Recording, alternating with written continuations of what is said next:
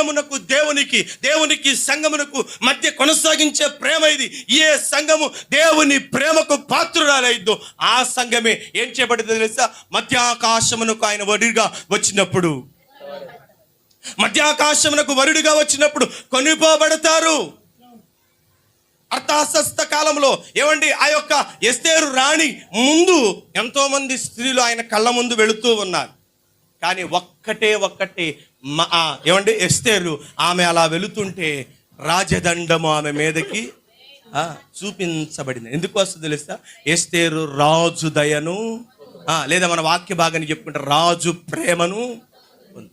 ఏంటి, భర్త ప్రేమను సంపాదించుకోవాలంటే సాదాసీదా పని? భర్త ప్రేమకు బద్దురాలవడం అంటే సాదాసీదా పని? నచ్చింది వండి పెడితే ప్రేమ పుట్టదు. ఏదో వండి పెట్టామని నీ మీద ప్రేమ కలగాలంటే ఏమంటే అది ఒక విధంగా వేరే విధంగా, కానీ ప్రేమ పుట్టాలంటే భర్తకు నువ్వు